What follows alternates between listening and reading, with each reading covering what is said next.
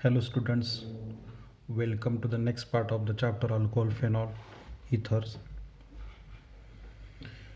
In the previous video lecture, we have completed the part of alcohol. Now in this video lecture, we are going to finish here the chemical properties of phenol.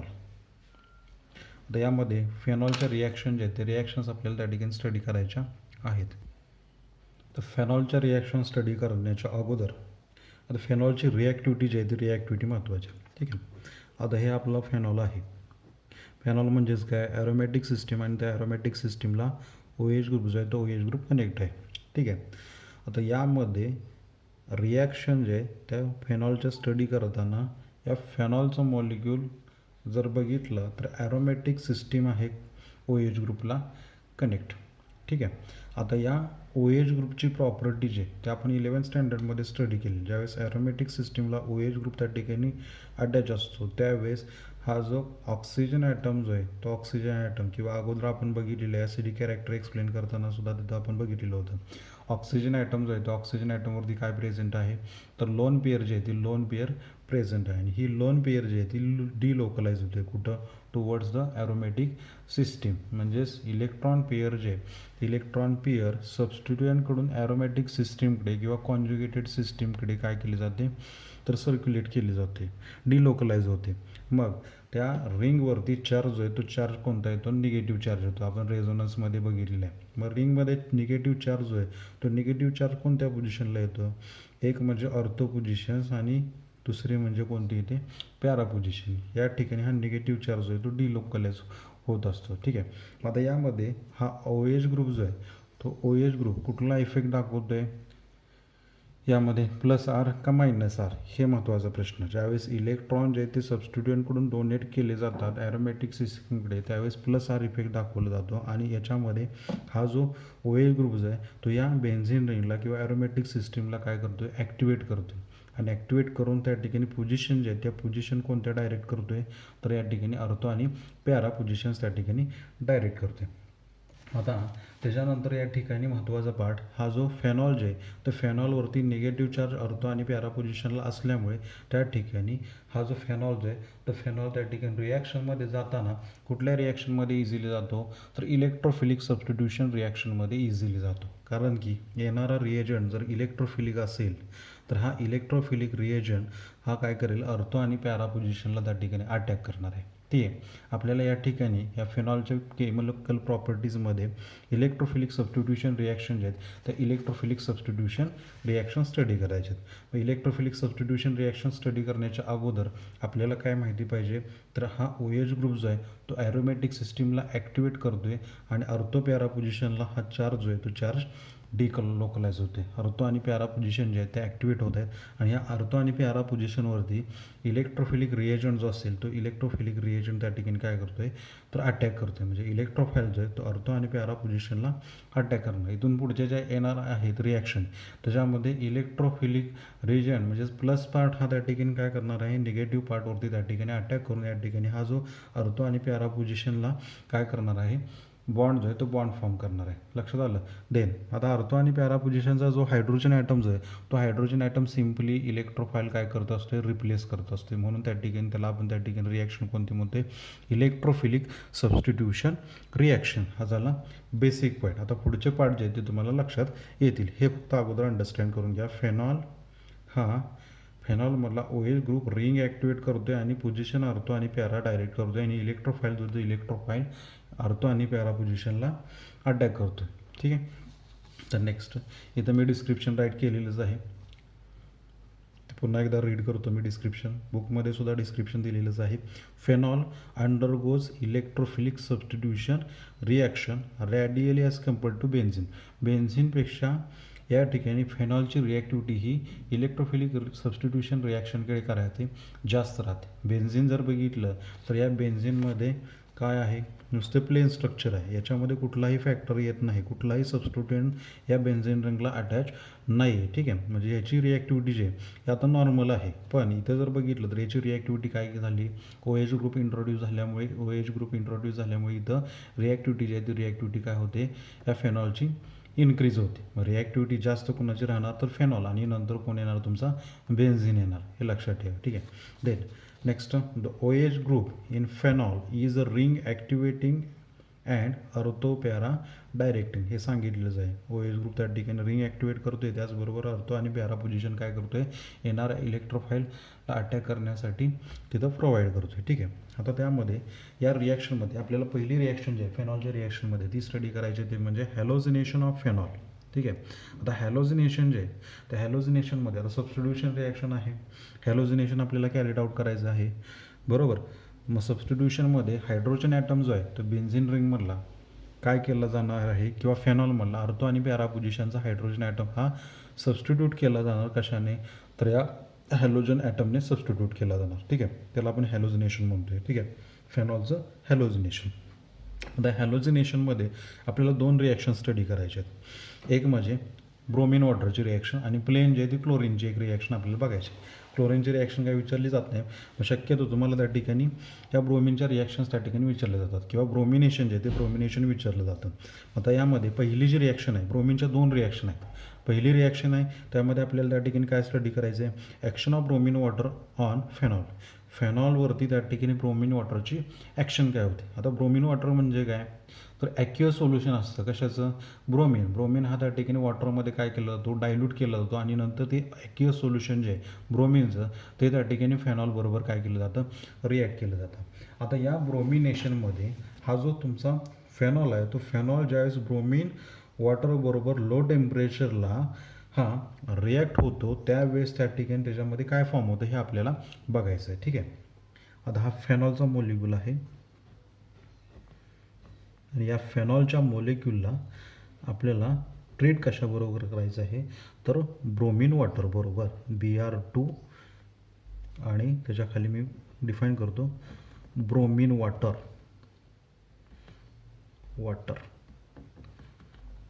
ठीक आहे.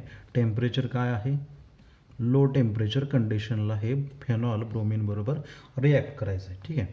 आता याच्यामध्ये form होताना महत्त्वाचा part आहे बघा, ज्यावेळेस bromine water आपण घेतो किंवा ॲक्युअस ब्रोमिन घेतो त्यावेळेस त्या रिॲक्शनमध्ये फॉर्म होताना ट्रायब्रोमो डेरिव्हेटिव्ह फेनॉलचं फॉर्म होतं. कोणतं डेरिव्हेटिव्ह फॉर्म होतं आहे, ट्रायब्रोमो डेरिव्हेटिव्ह. मग हे ट्रायब्रोमो डेरिव्हेटिव्ह जे आहे ते कसं फॉर्म होतं हे आपल्याला बघायचं आहे. आता अर्थो आणि पॅरा पोझिशन मगाशी आपण बघितलेलं होतं. अर्थो आणि पॅरा पोझिशन जे आहेत त्या अर्थो आणि पॅरा पोझिशनला, तर फेनॉलमध्ये अर्थो आणि पॅरा पोझिशनला काय आहे, तर निगेटिव्ह चार्ज आहे, बरोबर. मग ह्या अर्थो आणि पॅरा पोझिशनचे जे हायड्रोजन ॲटम जे आहेत ते हायड्रोजन ॲटम कशाने रिप्लेस केले जात आहेत, ब्रोमिनने रिप्लेस केले जातात, आणि हा ट्रायब्रोमो डेरिव्हेटिव्ह जो तो फेनॉलचा फॉर्म होते. आता हे ट्रायब्रोमो डेरिव्हेटिव्ह फॉर्म झालेलं आहे, त्याला आपल्याला नोमेनक्लेचर डिफाईन करायचं आहे. प्रिन्सिपल आपल्याला फंक्शनल ग्रुप कोणता आहे, OH फेनॉल. ठीक आहे. Then second, third, fourth, fifth and six. मग ट्रायब्रोमो डेरिव्हेटिव्ह कोणतं फॉर्म होतं आहे, 2, 4, 6 ट्रायब्रोमो फेनॉल. 2, 4, 6 ट्रायब्रोमो फेनॉल. हा जो डेरिव्हेटिव्ह आहे तो याच्यामध्ये फॉर्म होतो आहे. तर महत्त्वाचा पार्ट जो आहे तो क्वेश्चन तुम्हाला विचारताना CETला नीटला कसा क्वेश्चन विचारला जातो बघा, ब्रोमिन वॉटरची ॲक्शन फेनॉलवरती केल्यानंतर त्या ठिकाणी कुठल्या कलरचा प्रेसिपिटेट जो आहे तो 2,4,6 ट्रायब्रोमो फेनॉलचा प्रोड्यूस होतो.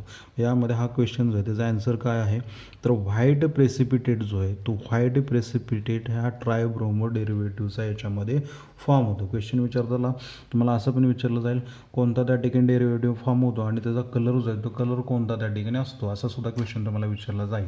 ट्रायब्रोमो डेरिव्हेटिव्ह कोणता फॉर्म होतं आहे, 2,4,6 ट्रायब्रोमो फेनॉल हे त्या ठिकाणी फॉर्म होते, आणि त्याचा प्रेसिपिटेटचा कलर जो आहे तो कसा राहतो, व्हाईट कलर राहतो. कधी, ब्रोमिन वॉटर बरोबर रिॲक्ट केल्यानंतर. महत्त्वाचं लक्षात ठेवायचं आहे, ज्यावेळेस ब्रोमिन वॉटर फेनॉल बरोबर किंवा ॲक्युअस ब्रोमिन फेनॉल बरोबर लो टेम्परेचरला त्या ठिकाणी रिॲक्शन कॅरीड आउट केली जाते त्यावेळेस 2,4,6 ट्रायब्रोमो फेनॉल याचा व्हाईट प्रेसिपिटेट जो आहे तो व्हाईट प्रेसिपिटेट फॉर्म होतो. ठीक आहे.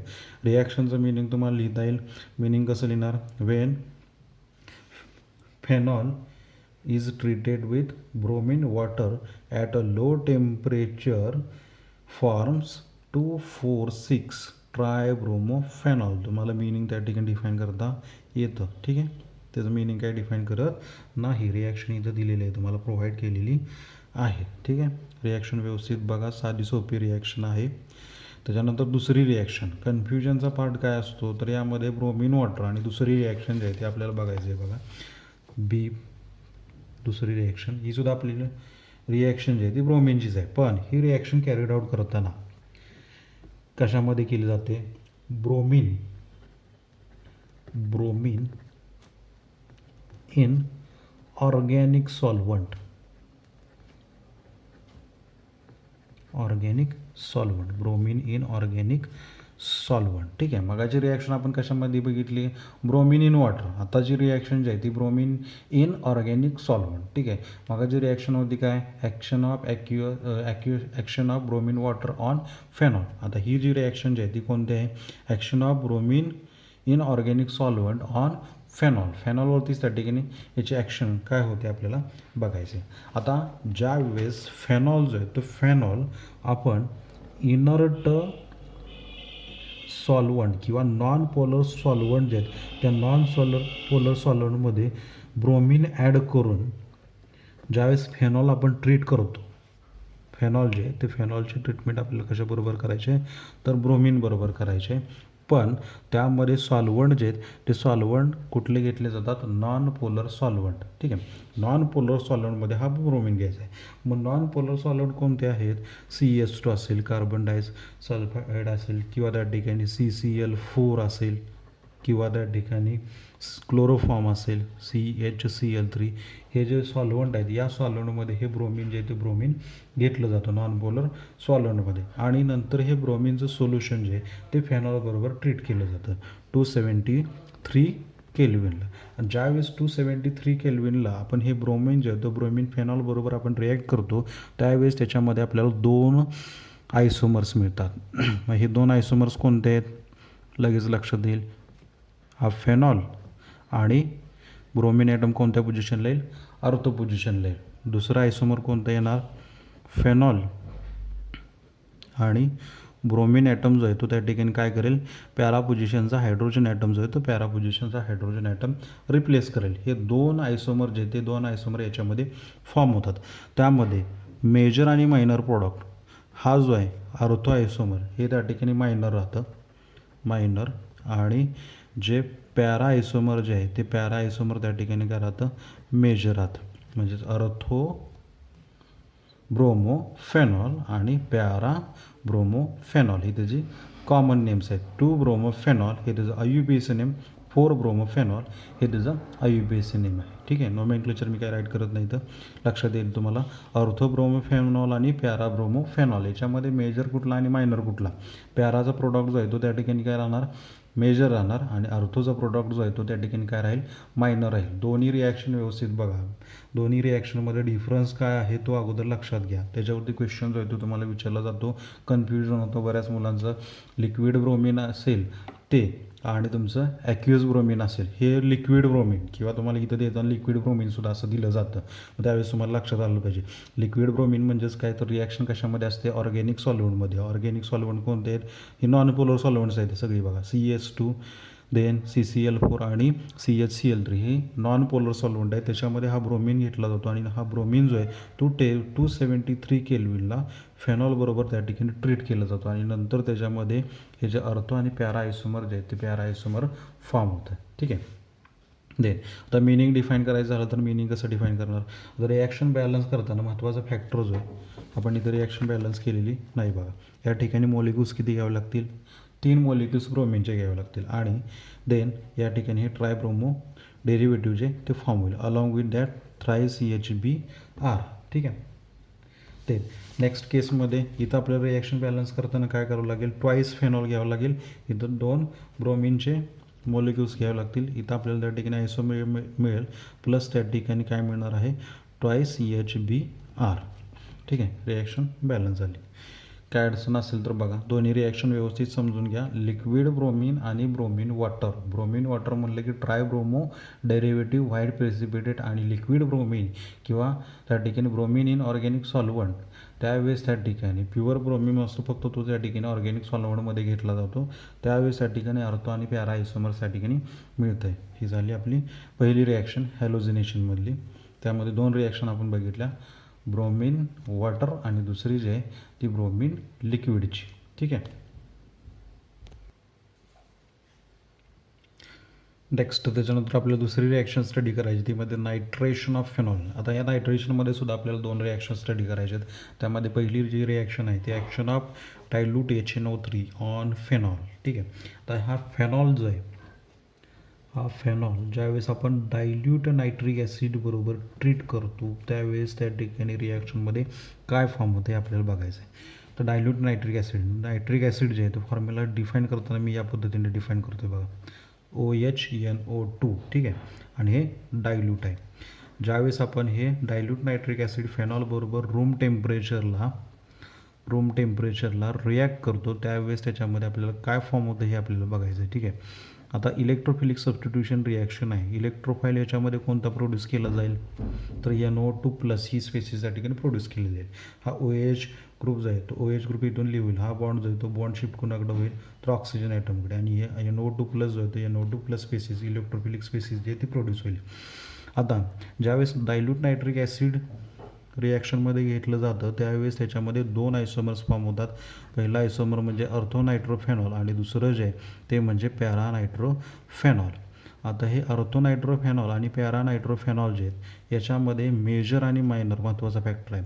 हा जो प्रोडक्ट आहे तो मायनर राहतो आणि हा जो आहे तो त्या ठिकाणी मेजर प्रोडक्ट राहतो. आता हा मेजर आणि हा मायनर काय, याच्या अगोदर आपण बघितलेलं होतं की बाबा पॅरा प्रोडक्ट जो आहे तो मेजर राहतो आणि अर्थ प्रोडक्ट जो आहे तो अर्थ प्रोडक्ट जो आहे त्याची स्टेबिलिटी काय राहते किंवा त्याचा यील्ड जे आहे ते यील्ड काय राहतं, कमी राहतं. पण या केसमध्ये जर बघितलं नायट्रेशनमध्ये इथं अर्थ प्रोडक्ट जो आहे अर्थोनायट्रोफेनॉल जो आहे त्याचं यील्ड जे आहे ते जास्त मिळतं आणि पॅरानायट्रोफेनॉल जे आहे त्याचं यील्ड जे आहे ते कमी मिळतं. म्हणजे 2 नायट्रोफेनॉल हे कंपाऊंड मेजर अमाऊंटमध्ये मिळण्याचं कारण काय, तर या प्रोडक्टची स्टेबिलिटी जी आहे ती स्टेबिलिटी जास्त राहते. लक्षात ठेवा या केसमध्ये, कारण की इथं हायड्रोजन बॉन्डिंग जे ते हायड्रोजन बॉन्डिंग फॉर्म होतं. इथं जे आहे पॅरामध्ये स्टेबिलिटी याची कमी राहते.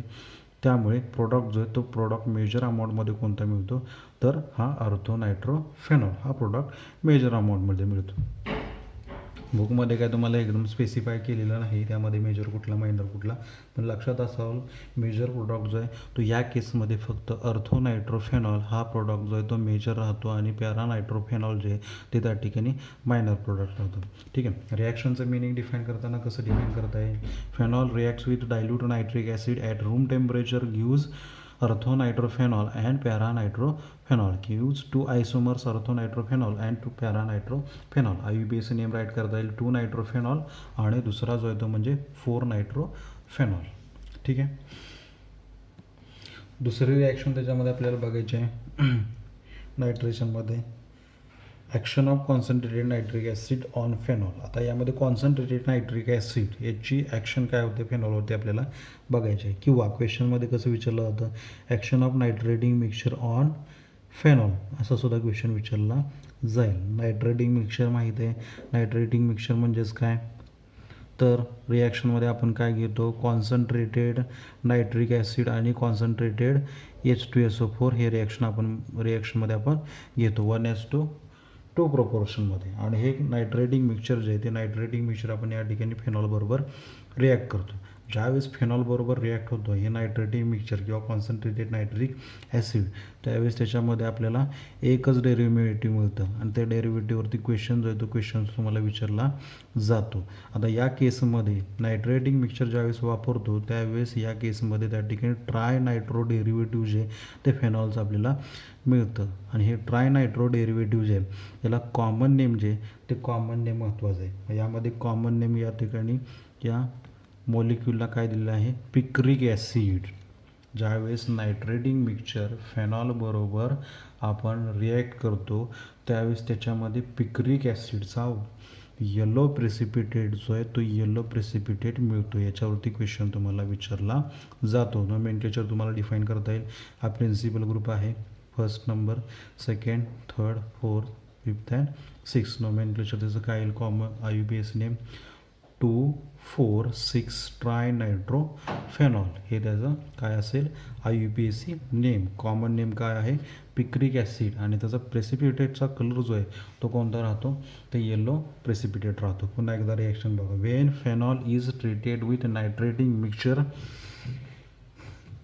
किंवा when phenol is heated with nitrating mixture it forms or it gives trinitrophenol or 2,4,6 ट्रायनायट्रोफेनॉल. ठीक आहे. आणि त्याचा कलर जो आहे तो प्रेसिपिटेटचा लक्षात ठेवायचा. कोणता आहे कलर तर येलो प्रेसिपिटेट. ठीक आहे. त्यामध्ये रिॲक्शन बॅलन्स आहे ते रिॲक्शन बॅलन्स करताना काय करावं लागेल बघा. हा एकच मॉलिक्यूल घ्यावं लागेल आणि इथं मॉलिक्यूल्स किती घ्यावं लागतील 3 मॉलिक्यूल्स घ्यावं लागतील प्लस त्या ठिकाणी काय फॉर्म होईल थ्राईस H2O. हे 3 हायड्रोजन ॲटम इथले बाहेर पडलेले हे 3 OH ग्रुप बरोबर त्या ठिकाणी काय म्हणून थ्राईस H2O फॉर्म होईल. या केसमध्ये सुद्धा रिॲक्शन बॅलन्स करताना ट्वाईस घ्यावं लागेल. इथं ट्वाईस घ्यावं लागेल प्लस त्या ठिकाणी काय फॉर्म होईल तो इथं मी मायनस लिहितो minus twice H2O. Reaction balance झालेली आहे. त्याच्यानंतरची नेक्स्ट रिॲक्शन जे आहे ती sulphonation of phenol. The sulphonation of phenol जे याच्यामध्ये फेनॉलमधला हायड्रोजन ॲटम जो आहे तो ऑर्थो पॅरा पोझिशनचा हा रिप्लेस करताना SO3H ग्रुपने त्या ठिकाणी काय केला जातो रिप्लेस केला जातो. म्हणून त्या रिॲक्शनला आपण काय म्हणतो sulphonation of phenol. Substitution of hydrogen atom of benzene ring by SO3H group is called sulphonation of phenol. आता हे सल्फोनेशन कॅरीड आउट करताना त्यामध्ये महत्त्वाचा पार्ट आहे त्याच्यावरती क्वेश्चन एक विचारला जातो. यामध्ये मेजर प्रॉडक्ट आपल्याला त्या ठिकाणी कोणता मिळतो आणि मायनर प्रॉडक्ट त्या ठिकाणी रिॲक्शनमध्ये कोणता फॉर्म होतो हे आपल्याला बघायचं. आता पहिला पार्ट या ठिकाणी ज्यावेळेस आपण हे फेनॉल जे हे ते फेनॉल कॉन्सन्ट्रेटेड H2SO4 बरोबर आपण हीट करतो. या रिॲक्शनमध्ये टेम्परेचर कंडिशन खूप महत्त्वाचे आहे. फेनॉल हे आपल्याला ट्रीट कशाबरोबर करायचं आहे तर H2SO4 बरोबर त्या ठिकाणी ट्रीट करायचं आहे. आता या रिॲक्शनमध्ये पहिल्यांदा मी त्या ठिकाणी टेम्परेचर कंडिशन काय ठेवतो तिकडे लक्ष द्या. 298 केल्विन ही टेम्परेचर कंडिशन आहे. सल्फोनेशन आपण कॅरीड आउट करतोय. आता या सल्फोनेशनमध्ये त्या ठिकाणी OH राईट करताना SO3H मी या पद्धतीने राईट करतो आहे मॉलिक्यूल. हा जो बॉन्ड आहे तो ऑक्सिजनवरती शिफ्ट होईल म्हणजे सल्फरवरती चार्ज कोणता येणार आहे प्लस चार्ज आणि हा प्लस चार्ज त्या ठिकाणी ऑर्थो आणि पॅरा पोझिशनला काय करणार आहे अटॅक करणार आहे. आता टेम्परेचर कंडिशन ज्यावेळेस 298 केल्विन असते त्यावेळेस त्या टेम्परेचरला त्या ठिकाणी कुठला प्रॉडक्ट मेजर अमाऊंटमध्ये मिळतो टेम्परेचर महत्त्वाचा फॅक्टर आहे. 298 केल्विन या टेम्परेचरला या ठिकाणी हे अर्थो आयसोमर जे ते अर्थो आयसोमर त्या ठिकाणी आपल्याला मेजर अमाऊंटमध्ये मिळतं हे लक्षात ठेवा. 298 केल्विनला सेपरेट आउट होताना फक्त एकच आयसोमर सेपरेट आउट होतं आणि त्याचं अमाऊंट जे आहे ते मेजर राहतं आणि हा अर्थोफेनॉल सल्फोनिक ॲसिड आहे. अर्थोफेनॉल सल्फोनिक ॲसिड हा जो प्रॉडक्ट जो आहे तो प्रॉडक्टचं ईड जे आहे ते काय राहतं जास्त राहतं. त्यालाच आपण त्या ठिकाणी काय म्हणतो. आता याच्यामध्ये प्रिन्सिपल फंक्शनल ग्रुप कोणता राहणार SO3H. प्रायोरिटी ऑर्डरमध्ये आपण त्या ठिकाणी सुरुवातीलाच याला बघतो SO3H. मग त्या ठिकाणी नोमेनक्लेचर कसं येईल त्याचं IUPAC सिस्टममध्ये 2 हायड्रॉक्झी पुढे काय येणार बेन्झीन सल्फोनिक ॲसिड हे त्याचं काय आहे IUPAC नेम लक्षात घ्या. इथं सल्फोनाइल ग्रुप जो आहे तो आपला प्रायोरिटी ऑर्डरमध्ये सुरुवातीला येतो त्यामुळे हा प्रिन्सिपल राहील आणि हा सबस्टिट्यूएंट राहील म्हणजे नॉमेनक्लेचर त्याचं काय येणार ही फर्स्ट पोझिशन ही second position 2 hydroxy benzene sulphonic acid किंवा कॉमन नेमिंग सिस्टीममध्ये त्याला काय म्हणलं जातं अर्थोफेनॉल सल्फोनिक ॲसिड लक्षात ठेवा. फक्त या रिॲक्शनमध्ये काय लक्षात ठेवायचं सल्फोनेशन कॅरीड आउट करताना ज्यावेळेस टेम्परेचर कंडिशन 298 असते त्यावेळेस त्या टेम्परेचरला सेपरेट आउट होताना अर्थो आयसोमर जे ते अर्थो आयसोमर त्याच्यामध्ये सेपरेट आउट होतं. ठीक आहे. आता दुसरं बघा याच्यामध्ये दुसरी रिॲक्शन फेनॉल जे ते फेनॉल ज्या वेळेस आपण या कॉन्सन्ट्रेटेड H2SO4 बरोबर हीट करतो मग हीट करताना त्या ठिकाणी टेम्परेचर जे आहे तर टेम्परेचर महत्त्वाचा फॅक्टर आहे. तर इथं मी टेम्परेचर किती लिहितो आहे 373 केल्विन. टेम्परेचर फक्त चेंज केलेलं आहे, रिॲक्शन सेमच आहे, सल्फोनेशनच करतो आहे आपण. टेम्परेचरमध्ये इथं डिफरन्स बघा, टेम्परेचर वाढलेलं आहे. आता या टेम्परेचरला रिॲक्शनमध्ये त्या ठिकाणी ज्यावेळेस आपण पुढे हीच रिॲक्शन कॅरीड आउट करणार आहे, पहिल्यांदा 298 केल्विनला त्या ठिकाणी हा प्रोडक्ट मिळतो आहे, हा प्रोडक्ट मिळाला, पण त्याच रिॲक्शनला आपण पुढे काय केलं, अजून हीट केलं, कुठपर्यंत 373 केल्विनपर्यंत हीट केलं. त्यावेळेस पुन्हा त्या ठिकाणी प्रोडक्ट मिळताना आपल्याला हा प्रोडक्ट त्या ठिकाणी मेजर अमाऊंटमध्ये मिळतो आहे. पॅरा आयसोमर जे आहे ते पॅरा आयसोमर मेजर अमाऊंटमध्ये त्या ठिकाणी रिॲक्शनमध्ये मिळणार आहे. महत्त्वाचा पार्ट कोणता आहे तर टेम्परेचर कंडिशन. पुन्हा एकदा मी झूम करतो आहे, 298 केल्विनला अर्थो आयसोमर आणि 373 केल्विनला याच्यामध्ये पॅरा आयसोमर जे आहे ते पॅरा आयसोमर सेपरेट आउट होतं. ठीक आहे. आता यामध्ये नोमेनक्लेचर डिफाईन करायचं झालं तर पी म्हणजेच पॅरा फेनॉल सल्फोनिक ॲसिड हे त्याचं काय असेल कॉमन नेम, आणि 4 हायड्रॉक्झी बेन्झिन सल्फोनिक ॲसिड हे त्याचं काय राहील IUPAC नेम. मिनिंग डिफाईन करता येईल तुम्हाला.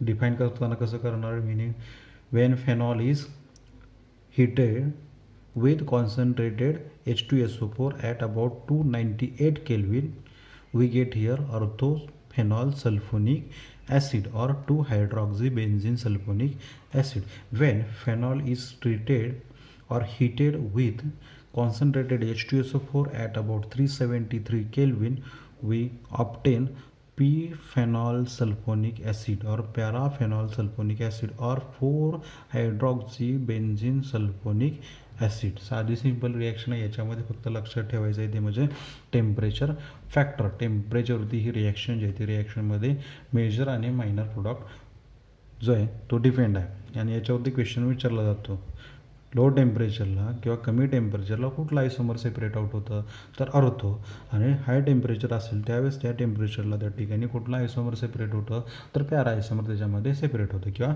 आपल्याला त्या ठिकाणी त्या रिॲक्शनमध्ये मिळतं. नेक्स्ट पुढची रिॲक्शन जे आहे ती कॅटालायटिक हायड्रोजनेशन ऑफ फेनॉल. तर हायड्रोजनेशन रिॲक्शन आपण बघितलेलं आहे ॲरोमॅटिक कंपाऊंडमध्ये 11 स्टँडर्डमध्ये. त्यामध्ये आपण ॲरोमॅटिक सिस्टीम असेल म्हणजेच बेन्झिन जे आहे ते बेन्झिनचं हायड्रोजनेशन केलं होतं, तीच रिॲक्शन आहे. फक्त या ठिकाणी मॉलिक्यूल कशाचं आहे तर फेनॉलचं आहे. आता या फेनॉलचं आपल्याला त्या ठिकाणी काय करायचं आहे तर कॅटालायटिक हायड्रोजनेशन म्हणजे कॅटलिस्ट वापरून त्या ठिकाणी रिॲक्शनचं काय करायचं, या मॉलिक्यूलचं आपल्याला काय करायचं आहे हायड्रोजनेशन. हायड्रोजनेशन म्हणजेच काय तर रिडक्शन करायचं थोडक्यात. ठीक आहे. मला रिडक्शन करण्यासाठी त्या ठिकाणी रिॲक्शनमध्ये वापरावं काय लागेल, हायड्रोजनेशन करण्यासाठी तर H2 वापरावं लागेल. मग हा H2 जो आहे तो H2 त्या ठिकाणी वापरायचा आहे. तर रिडक्शन किंवा हायड्रोजनेशन करताना हायड्रोजनेशन कधी पॉसिबल आहे तर त्या सिस्टीममध्ये डबल बॉन्ड प्रेझेंट असलं पाहिजे किंवा ती सिस्टीम जी आहे ती अनसॅच्युरेटेड असली पाहिजे, तरच त्या ठिकाणी हायड्रोजनेशन होईल. हायड्रोजनेशन म्हणजेच काय, addition of hydrogen molecule across the double bond. मग या सिस्टीममध्ये जर बघितलं किंवा या मॉलिक्यूलमध्ये जर बघितलं तर डबल बॉन्ड प्रेझेंट आहेत म्हणजे याचं हायड्रोजनेशन पॉसिबल आहे. पण नॉर्मल कंडिशनला हे हायड्रोजनेशन होत नाही. ॲरोमॅटिक सिस्टीम्स आपण बघितलेलं आहे, त्यासाठी आपल्याला ड्रास्टिक कंडिशन वापरावी लागते. मग त्यामध्ये टेम्परेचर आणि कॅटलिस्ट जे ते रिॲक्शनमध्ये प्रोव्हाइड करावे लागतात. इथं आपण वरती बनलेलंच आहे, हेडिंग दिलेलंच आहे कॅटालायटिक हायड्रोजनेशन. कॅटालायटिक हायड्रोजनेशन म्हणजेच काय तर रिॲक्शनमध्ये आपल्याला कॅटलिस्ट वापरावं लागेल आणि त्याचबरोबर त्या रिॲक्शनमध्ये आपल्याला टेम्परेचर जे आहे ते टेम्परेचरसुद्धा प्रोव्हाइड करावं लागेल. मग या रिॲक्शनमध्ये टेम्परेचर जे आहे ते टेम्परेचर किती प्रोव्हाइड करावं लागतं, अबाव 433 केल्विन. हा जो फेनॉलच्या व्हेपर जे आहेत आणि हायड्रोजन गॅस जो आहे तो हायड्रोजन गॅस हिटेड निकेलवरून पास आउट केले जातात. ज्यावेळेस हिटेड निकेलवरून या व्हेपर जे आहेत त्या व्हेपर्स फेनॉलच्या आणि हायड्रोजन गॅसच्या पास आउट केल्यानंतर त्याच्यामधले हे जे डबल बॉन्ड जे आहेत या फेनॉलमधले हे ओपन होतात आणि हायड्रोजन मॉलिक्यूल सिम्पली त्याच्यामध्ये ॲड होतो. आता डबल बॉन्ड किती आहेत यामध्ये 3 डबल बॉन्ड आहेत. ठीक आहे. एक डबल बॉन्ड जर ओपन केला तर इथे एक हायड्रोजन जाणार आणि या पोझिशनला एक हायड्रोजन झाले. म्हणजे टोटल त्या ठिकाणी हायड्रोजन मॉलिक्यूल्स आपल्याला किती लागतील रिॲक्शनमध्ये 3 मॉलिक्यूल्स लागतील. When vapours of phenol and hydrogen gas is passed over heated nickel catalyst we get here cyclohexanol. We get here cyclohexanol. साधी सिम्पल रिॲक्शन आहे, तुम्हाला डिफाईन करता येईल मिनिंग. फक्त याच्यामध्ये लक्षात काय ठेवायचं आहे, टेम्परेचर आणि कॅटलिस्ट वापरल्यानंतर हायड्रोजनेशन करतो आहे आपण. हायड्रोजनेशन केल्यानंतर याच्यामध्ये सायक्लोहेक्झेनॉल जे ते सायक्लोहेक्झेनॉल फॉर्म होते. ठीक आहे, इथं मी वाटलेच लिहितो सायक्लोहेक्झेनॉल. सायक्लोहेक्झेनॉल फेनॉल. पुन्हा एकदा मीनिंग मी सांगतो. When vapours of phenol and hydrogen gas is passed over heated nickel catalyst cyclohexanol is obtained. साधं सिम्पल तुम्हाला तुमच्या लँग्वेजमध्ये डिफाईन करता येईल. ठीक आहे, नेक्स्ट पुढची रिॲक्शन रिडक्शन ऑफ फेनॉल. फेनॉलचं रिडक्शन करायचं. हा फेनॉलचा मॉलिक्यूल आहे आणि या फेनॉलच्या मॉलिक्यूलचं आपल्याला रिडक्शन करायचं. ठीक आहे, तर रिडक्शन करताना त्या ठिकाणी रिडक्शनमध्ये आपण काय करत असतो, ऑक्सिजनला बाहेर काढत असते. ठीक आहे, सिम्पली हायड्रोजन ॲड करत असते. ऑक्सिजन जर बघितलं तर यामध्ये कुठं आहे, इथं हा ऑक्सिजन ॲटम आहे, याला सिम्पली आपल्याला फक्त बाहेर काढायचं आहे. या ऑक्सिजनला बाहेर काढण्यासाठी आपल्याला रिड्युसिंग एजंट लागेल. मग रिडक्शन करण्यासाठी त्या रिॲक्शनमध्ये वापरलं काय जातं, तर झिंक वापरलं जातं. आणि हा झिंक ज्या वेळेस या फेनॉलबरोबर हीट केला जातो त्यावेळेस या फेनॉलचं रिडक्शन होतं आणि रिडक्शन झाल्यानंतर त्या ठिकाणी याच्यामध्ये हे ॲरोमॅटिक सिस्टीम म्हणजेच बेन्झिन जे ते बेन्झिन फॉर्म होतं.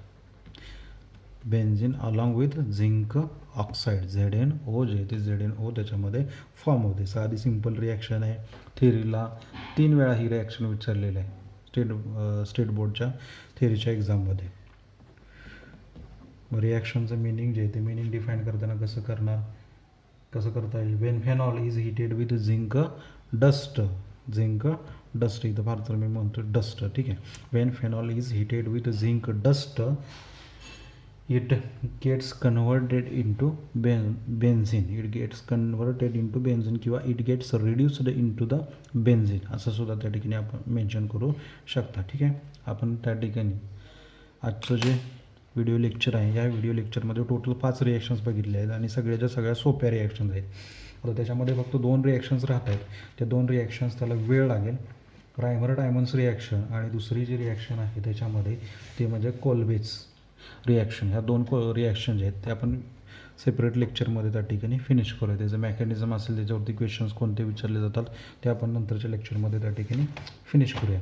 आता ह्या ज्या सोप्या रिॲक्शन आहेत ह्या झालेल्या रिॲक्शन फक्त एकदा काय करूया, रिवाईज करूया, म्हणजे तुम्हाला काहीसुद्धा अडचण येणार नाही.